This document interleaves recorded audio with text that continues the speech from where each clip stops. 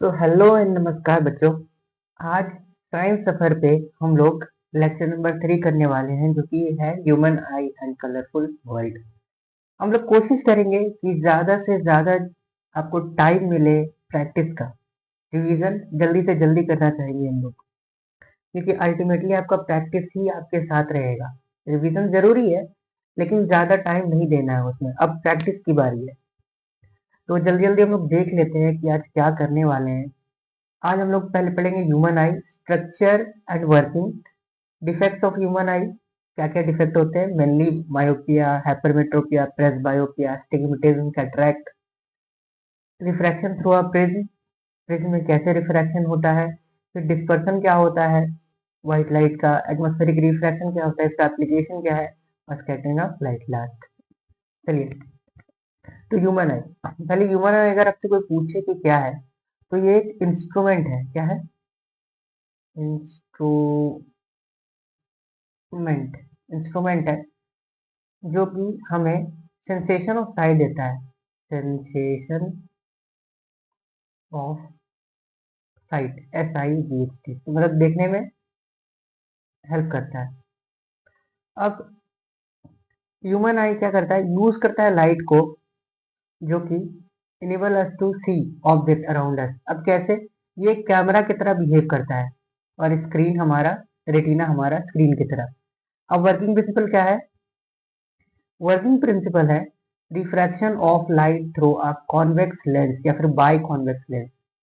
वो जो लेंस होता है, क्रिस्टलाइन लेंस कहते हैं अपन उसको, वो बाई कॉन्वेक्स लेंस होता है ये। अब एक बहुत फेमस गाना है, दगाबाज रे तोरे नैना बड़े दगाबाज रे। एक्चुअली ये जो नैना है, मतलब ये जो आईज है, वो झूठे हैं। आपको थोड़ा सा ही आईज दिखाया जाता है, बाकी अंदर में ऐसा है। तो अब जिसे कहते हो ना कि हाँ तुम्हारे नैन बहुत सुंदर हैं, तो आप झूठ कहते हो। तो अब स्ट्रक्चर देखते हैं, स्ट्रक्चर क्या क्या है। इसके पार्ट, जैसे हमारे बॉडी पार्ट्स में हैंड्स, लेग्स, वैसे इसके भी पार्ट है कंस्ट्रक्शन। अब आई में सिलेरी मसल्स होते हैं, जो कि कंट्रोल करते हैं आई लेंस को या क्रिस्टलाइन लेंस को। सस्पेंसरी लिंगामेंट होते हैं, जिसे सिलेरी मसल कहते हैं।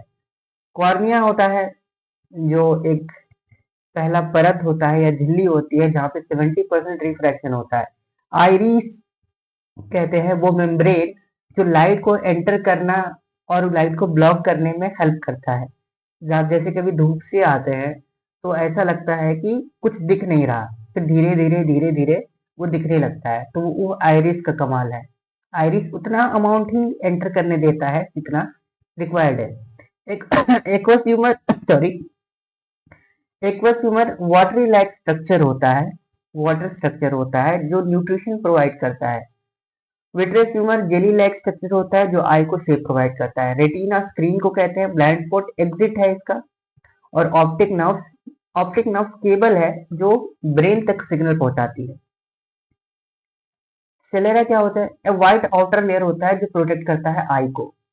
कॉर्निया क्या होता है? ट्रांसपेरेंट फ्रंट विंडो होता है, जिससे लाइट एंटर करती है। और मजे की बात, 70% रिफ्रैक्शन यही हो जाता है, बाकी थोड़ा सा रिफ्रैक्शन करता है अपना eye lens. Next iris. Iris वो मेम्ब्रेन है या वो मसल है जो कंट्रोल करता है पुपिल की साइज को या अमाउंट ऑफ लाइट को। पुपिल क्या है? वो होल है। पुपिल एक होल है, जो डार्क ब्लैक होल दिखता है ना आईज में, वही जिसमें डूब जाते हैं आप। लेंस क्या होता है? एक ट्रांसपेरेंट बाई कॉन्वेक्स स्ट्रक्चर होता है, बाई कॉन्वेक्स लेंस होता है, जो हम लोग लाइट में पढ़ चुके हैं, और जो इमेज रेटिना पे फॉर्म करता है, परफेक्ट इमेज। सिलेरी बॉडी या फिर सिलेरी मसल कहेंगे इसको, जो चेंज करता है focal length of eye lens या shape of eye lens. Retina क्या है? स्क्रीन है। Next rod cell. कौन सेल क्या कहते हैं? देखो, रॉड सेल यूज करते हैं हम डिम लाइट पे। लाइट जब कम होता है तो रॉड सेल एक्टिवेट हो जाते हैं। नेक्स्ट कौन सेल है? कौन सेल कलर्स और डिटेल्स को हमारे बताते हैं कि कौन सा कलर का है, कौन सा डिटेल है।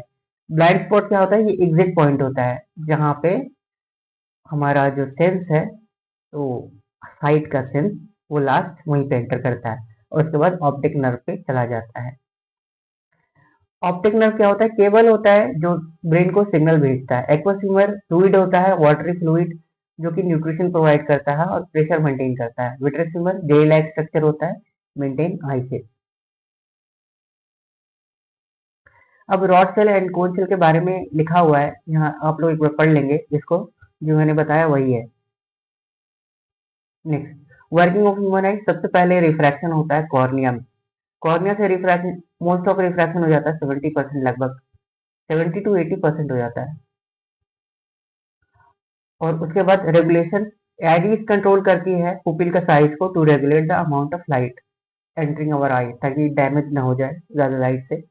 फोकसिंग, क्रिस्टलाइन लेंस फोकस करने में हेल्प करता है किसी भी चीज को। लाइक एक पेन उठाओ, अपने सामने रखो और पीछे देखो तो पेन धुंधला दिखेगा, और फिर पेन को देखो तो पीछे धुंधला दिखेगा। अब ये जो धुंधला दिख रहा है, ये एबिलिटी है आई की कि किसी एक चीज पर हम फोकस कर सकते हैं, या तो नियर या तो फार, दोनों पे नहीं कर सकते। इसे ही हम पावर ऑफ एकोमोडेशन कहते हैं। उसके बाद इमेज फॉर्म होता है, रियल होता है, इन्वर्टेड होता है। परसेप्शन, ब्रेन उसको सीधा कर देता है।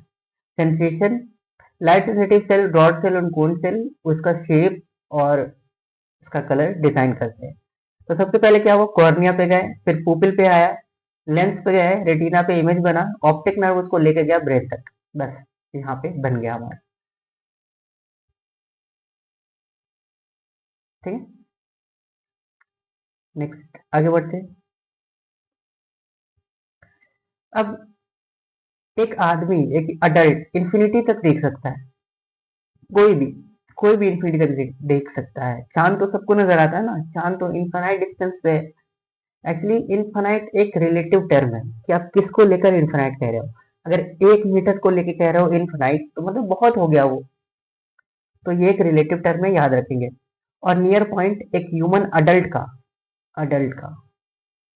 25 सेंटीमीटर है। एनसीईआरटी में यही दिया है और आपको यही याद रखना है। Next, power of accommodation, ability of eye to change its focal length is called power of accommodation. और एक नॉर्मल आई के लिए 4 diopter होता है पावर ऑफ एकोमोडेशन। इसका फॉर्मूला भी अगर पूछ लिया जाए, लेकिन नहीं पूछेगा, लेकिन अगर पूछ ले तो होता है near point minus far point, ये होता है power of accommodation. Human eye is one of most valuable and sensitive organ that enable us to see, सही है। कैन आइडेंटिफाई ऑब्जेक्ट, सही है। इज लाइकली अ कैमरा, सही है। All of this. Next, when light enters the eye, most of refraction occurs in cornea.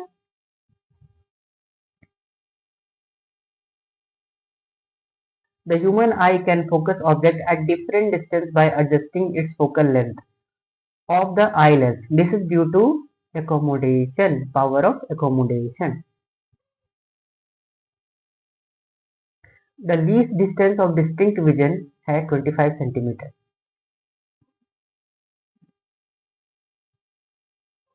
अब defect आ गया, defect में एक मायोपिया, हाइपरमेट्रोपिया आना ही आना है, एक डिफेक्ट तो जरूरी है।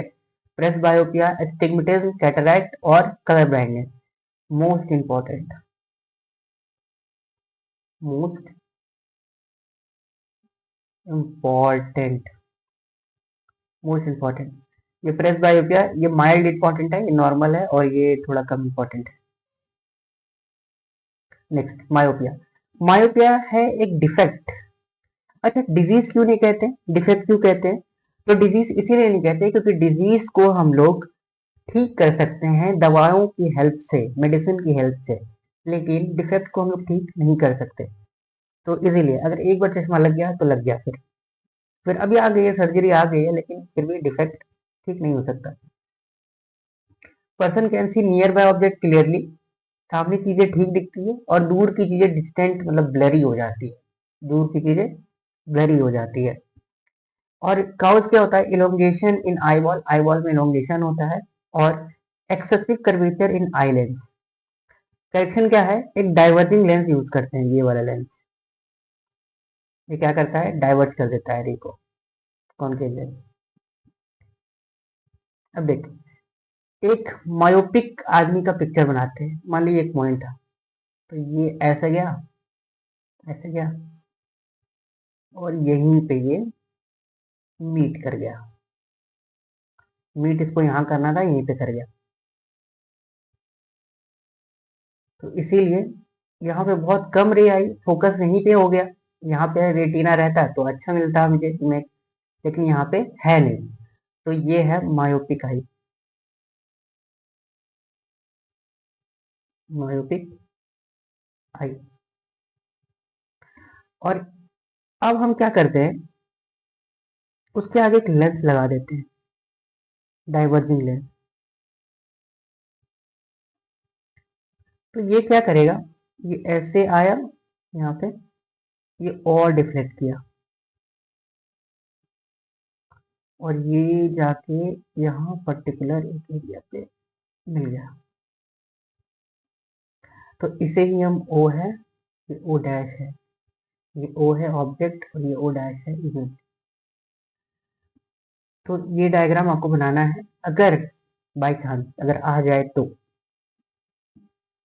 हाइपरमेट्रोपिया क्या होता है, हाइपरमेट्रोपिया पे नियर बाय ऑब्जेक्ट जो है वो धुंधला दिखता है, मतलब सामने की चीजें धुंधली दिखेंगी और दूर की चीजें साफ दिखेंगी।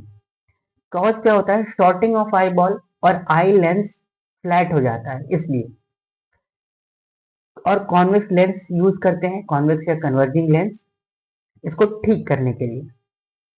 तो फिर से देखते हैं, ये पॉइंट था, ये और ये आगे मिलेगा बहुत, मतलब यहाँ पे मिला, यहाँ पे मिलना था।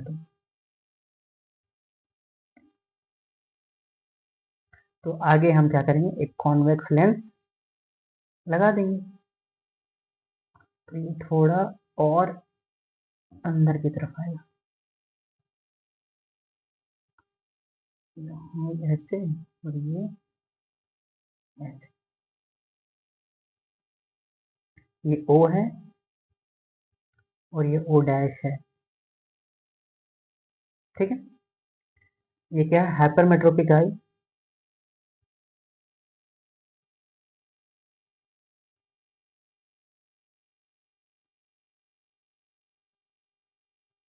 और ये है करेक्शन।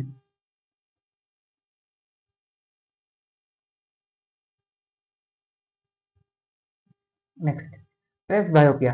प्रेस बायोपिया ओल्ड एज में होता है, जब सिलेरी मसल खराब हो जाते हैं, डिक्रीज ऑफ फ्लेक्सिबिलिटी ऑफ आई और वीकनिंग ऑफ सिलेरी मसल। ये मेन पॉइंट है, याद रखिए। जब वो सिलेरी मसल वीक हो जाते हैं तो ना वो कॉन्ट्रैक्ट कर पाते हैं ठीक से, ना रिलैक्स कर पाते हैं। तो इसीलिए हम लोग, इसीलिए क्या होता है कि ना वो पास का चीज देख पाता है ठीक से, ना दूर का। तो इसके लिए एक स्पेशल लेंस यूज किया जाता है, जिसे हम कहते हैं बाइफोकल लेंस। बाई का मतलब दो। तो लेंस कुछ इस तरह का होता है, देख, ये कुछ ऐसा बने रहेगा, और ऊपर वाला रहता है कॉनकेव, और नीचे वाला रहता है कॉन्वेक्स, ठीक है। तो ये याद रखिए कि ऐसा लेंस होता है बाइफोकल। ये क्या है, bifocal lens, bifocal lens. Next, cataract क्या होता है, एक प्रोटीन का लेयर जमा हो जाता है यहाँ पे, जिससे लॉस हो जाता है, आई बिकम मिल्की, और लॉस ऑफ विजन हो जाता है पार्शली या फुल्ली। और इसको कैसे, सर्जरी से हम लोग हटाते हैं, सर्जरी करके। कॉर्निया, कॉर्निया का ऑपरेशन होता है, आपने सुना होगा कॉर्निया का ऑपरेशन हो रहा है। तो ये आई से होता है कॉर्निया का ऑपरेशन। स्टिग्मेटिज्म क्या होता है, ये एक डिफेक्ट है स्टिग्मेटिज्म। इसको कैसे समझा सकते हैं, देखो, चल मैंने देखो, हाँ, देख, एक ही चीज का बहुत जगह पे बन जाता है। एक फर्स्ट ये, सेकंड ये, और थर्ड ये, नहीं दिख रहा है थोड़ा,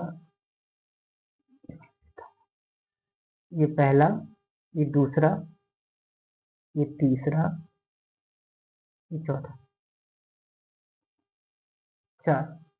स्टिग्मेटिज्म में हॉरिजॉन्टल और वर्टिकल लाइन पे हम लोग कॉन्सेंट्रेट नहीं कर पाते, ये वर्टिकल, ये हॉरिजॉन्टल।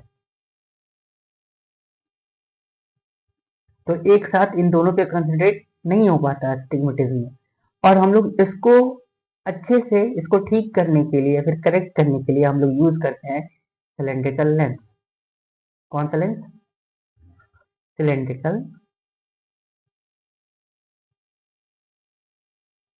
लेंस। अब एस्टिग्मेटिज्म भी तीन प्रकार का होता है, ये दो प्रकार का, रेगुलर और irregular astigmatism. Cylindrical lens use करते हैं, बस याद रखिएगा। देखो यही है सिलेंड्रिकल लेंस, चेंज करना पड़ेगा अपन को। ये सिलेंड्रिकल लेंस है। कलर ब्लाइंडनेस, उसमें क्या होता है, रॉड सेल और कोन सेल का एब्सेंस होता है, कोन सेल बस, इसीलिए। और ये क्यूरेबल नहीं है, कोई चश्मा से भी इसको ठीक नहीं कर सकते क्योंकि ये जेनेटिक होता है। अब परसिस्टेंस ऑफ विजन, देख, अगर मान लेते हैं एक ऑब्जेक्ट है यहाँ पे और मैंने इसको धक्का दिया और ये यहाँ पे पहुंच गया, तो अगर ये धक्का, ये जो टाइम है, टाइम, ये प्लेस 1 है, ये प्लेस 2 है, अगर ये टाइम 1/16 सेकेंड से कम है तो फिर हमें लगेगा ये यहाँ पे गायब होके यहाँ पे प्रकट हो गया, यही लगेगा। इसको परसिस्टेंस ऑफ विजन कहते हैं। दो दो इवेंट में कुछ टाइम लगता है समझने में ब्रेन को, वो टाइम 1/16 सेकेंड है। अगर 1/16 से कम है तो फिर वो दोनों को अलग अलग नहीं कर पाएगा, तो लगेगा डायरेक्ट वहां से वहां चला गया। और इसी का यूज करके पहले जमाने में पिक्चर्स दिखाते थे सबको। अब which part of eye control the amount of light entering the eyes? क्या? Eyes, eyes. How the sense of vision carried from eye to the brain? Through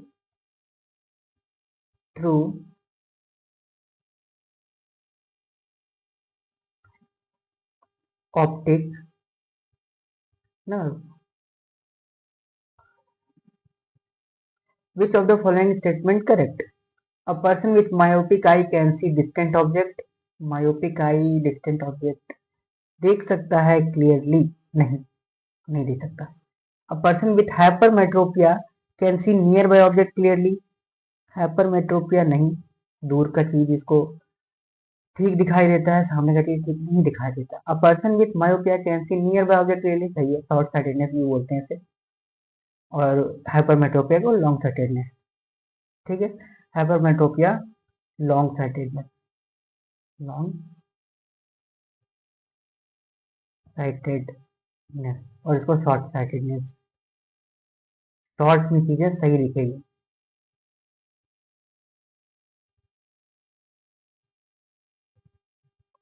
next, what happened the frame rate of video is too low? तो क्या होगा कि flicky motion observe करेंगे हम लोग, ऐसा लगेगा जर्क आ रहा है मोशन में। Refraction through a prism, prism में कैसे रिफ्रैक्शन होता है, देख, प्रिज्म एक ट्रांसपेरेंट ग्लास होता है जो क्या करता है कि व्हाइट लाइट को 7 कलर्स में तोड़ देता है। White light into 7 colours,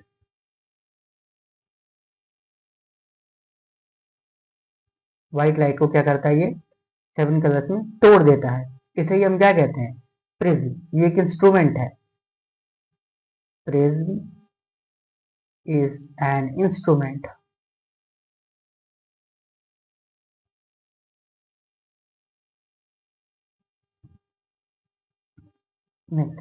dispersion, dispersion क्या होता है कि जब व्हाइट लाइट आए और हमें इतना सारा लाइट देखने को मिले, 7, 7 कौन, विद और आपको नीचे से लिखना है VIDGYOR, विद योर। आर से red, orange, yellow, green, blue, indigo and violet.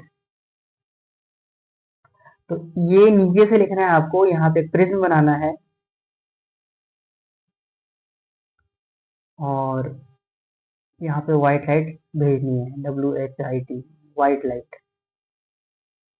White light कहाँ मिलता है? सनलाइट को ही व्हाइट लाइट कहते हैं।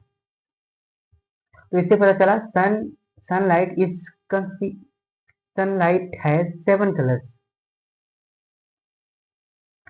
अब रिकॉम्बिनेशन ऑफ लाइट, ये न्यूटन ने बताया। न्यूटन ने बहुत काम किए भाई। न्यूटन ने बताया कि अगर व्हाइट लाइट डिसइंटीग्रेट हो सकती है 7 कलर्स में, तो ये वापस इंटीग्रेट हो सकती है 7 कलर्स में। इसने दो आइडेंटिकल प्रिज्म लिए, आइडेंटिकल प्रिज्म, दोनों को एक दूसरे के अपोजिट रखा and placed opposite to each other. ठीक, और दोनों को एक दूसरे के अपोजिट रखा। अब टोटल इंटरनल रिफ्लेक्शन क्या होता है? देखो, टोटल इंटरनल रिफ्लेक्शन कहने का क्या मतलब है?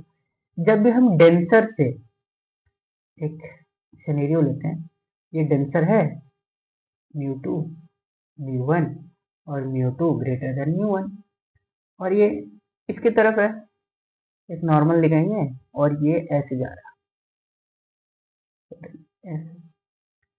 तो ये ऐसे जाता अगर कुछ नहीं होता तो, लेकिन क्या है, रेयर मीडियम है इसलिए अवे फ्रॉम द नॉर्मल दिख जाएगा। तो एक ऐसा एंगल आता है जिसे हम क्रिटिकल एंगल कहते हैं, जिसे हम क्रिटिकल एंगल कहते हैं, जब ये हॉरिजॉन्टल हो जाता है, मतलब एंगल ऑफ रिफ्रैक्शन 90 डिग्री होता है फॉर एंगल ऑफ इंसिडेंस के लिए, वैसे को क्रिटिकल एंगल बोलते हैं, एंगल सी। और इससे ज्यादा अगर करेंगे, अगर क्रिटिकल एंगल ज्यादा हुआ तो वापस वो बाउंस बैक कर जाता है, जिसे हम टोटल इंटरनल रिफ्लेक्शन कहते हैं, जो ऑप्टिक केबल में होता है। ऑप्टिकल केबल, जिसे इंटरनेट आता है ना, जियो फाइबर या फिर एक्सट्रीम, उसी का। अब टोटल इंटरनल रिफ्लेक्शन के बारे में दिया है, ये फिनोमेनन है। क्रिटिकल एंगल दिया है कि इंसिडेंट रे पहले तो डेंसर से रेयर में जाना चाहिए, और वो इंसिडेंट रे जिसके लिए रिफ्रैक्शन एंगल 90 डिग्री हो जाए, उसे ही हम क्रिटिकल एंगल कहते हैं। अब एसेंशियल कंडीशन फॉर TIR, या total internal reflection, essential condition पूछ रहा है। तो दो कंडीशन है, डेंसर से रेयर में जाना चाहिए पहला, और दूसरा कि क्रिटिकल एंगल से ज्यादा होना चाहिए एंगल ऑफ इंसिडेंस। ये दोनों चीजें लिखी है। अब एप्लीकेशन क्या है? ब्रिलियंस ऑफ डायमंड, डायमंड जो चमकता है, मिराज दिखता है अपन को। कभी ध्यान देना कि जब हम लोग रोड पे सफर कर रहे होते हैं गाड़ी से, 4 व्हीलर से, तो ऐसा लगता है कि दूर में कहीं पानी है। ऐसा तब होता है जनरली, इन जनरल ऐसा सबको नहीं परसीव होता, ऐसा परसीव होता है कि आगे पानी है रोड पर ही, और वहां पे जाते हैं तो सूखा सूखा। तो ये क्यों होता है? ये होता है टोटल इंटरनल रिफ्लेक्शन की वजह से। दूसरा, ग्लास प्रिज्म कर सकता है टोटल इंटरनल रिफ्लेक्शन, और ऑप्टिकल फाइबर्स में यूज होते हैं। सनशाइन ऑफ बल्ब, बबल जो होता है वो क्यों चमकता है? इसी की वजह से लूमिंग इफेक्ट आता है। लूमिंग, ये ये नाव नीचे है, ये लगेगा ऊपर है, ऊपर तैरती हुई आ रही हवा में। रेनबो फॉर्मेशन कैसे होता है? देखो, रेनबो फॉर्मेशन पहले क्या करता है, बूंद बूंद act like a prism,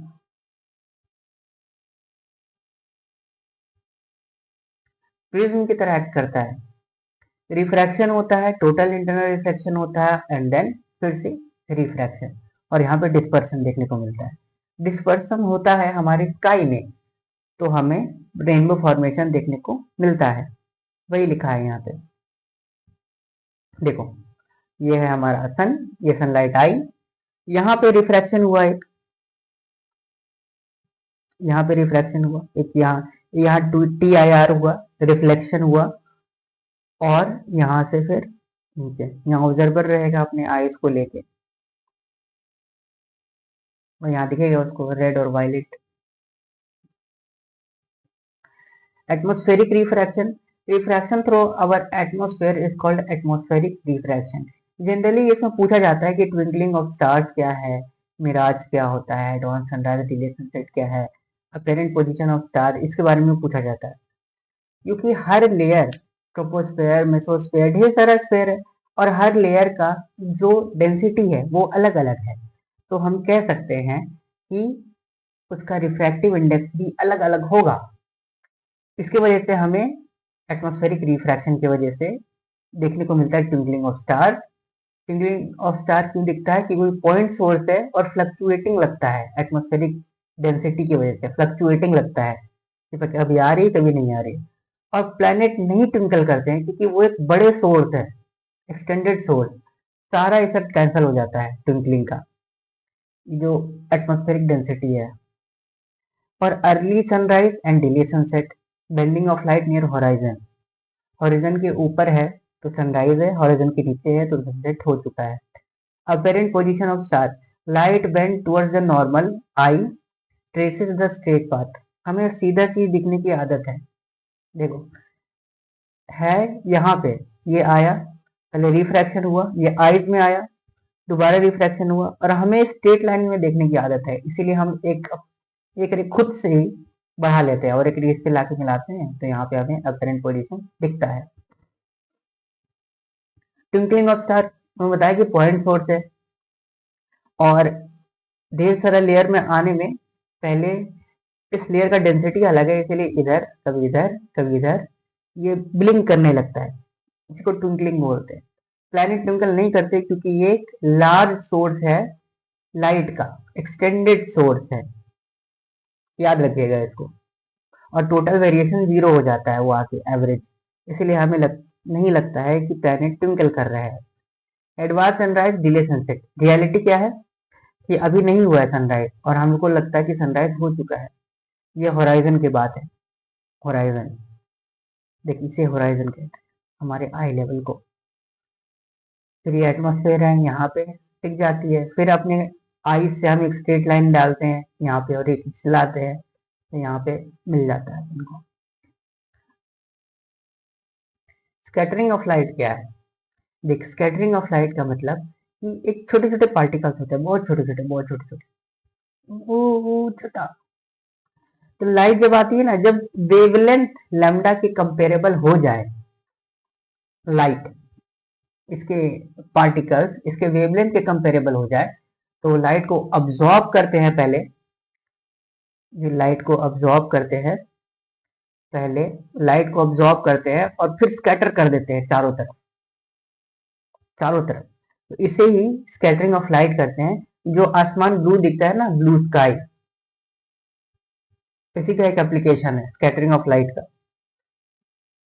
the colour of scattered light depends on the size of scattering particle and wavelength of the light, wavelength के प्रोपोर्शनल हो जाता है इसलिए।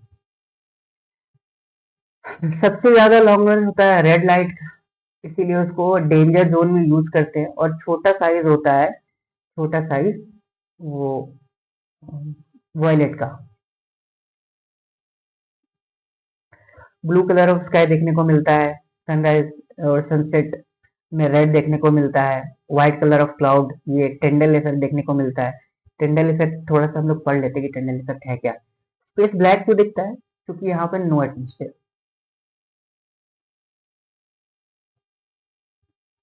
कोई एटमोस्फेयर नहीं है इसलिए। रेडिश अपेरेंस ऑफ स्काई, लाल दिखता है स्काई, क्यों दिखता है लाल? लाल इसलिए दिखता है क्योंकि यहाँ पे सबसे दूर है अपन और यहाँ तक रेड लाइट ही पहुंच पाती है, red light due to its wavelength is maximum. सारा स्कैटर कर गया, बस रेड लाइट पहुंच पाया। और सिग्नल रेड दिखाया जाता है ताकि वो हमारे आंखों तक विजिबल हो जाए और दूर से दिखे। टेंडल इफेक्ट क्या होता है? देख, पाथ विजिबल हो जाता है लाइट का, ये दिख रहा है, जनरली जंगल में जाते हैं तो दिखता है, तो फिर कोई बाबा अपने हाथ से ऐसा रेज निकालते हैं, इसको टेंडल इफेक्ट कहते हैं। टेंडल इफेक्ट और कहाँ देख सकते हैं? इस इस दूध में देख सकते हैं। वाटर में टेंडल इफेक्ट नहीं देखा जाएगा, लेकिन इस मिल्क में देख सकते हैं, कोलाइडल पार्टिकल में, मिल्की मिल्की, तो इसी को टेंडल इफेक्ट कहते हैं। और आज के लिए हमारा लेक्चर यहीं तक था। जाइए पी वाई क्यूज कीजिए जल्दी से, पी वाई क्यूज 50 क्वेश्चन है, जल्दी से कीजिए और उसका सॉल्यूशन भी है, फिर सॉल्यूशन चेक कीजिए कितना सही था कितना गलत था। And all the best. अगर आप लोग यहाँ तक बने हैं तो ज़रूर एक अच्छा मार्क्स आएगा आपका। आप एक मेहनती बच्चे हैं। And thank you, sayonara.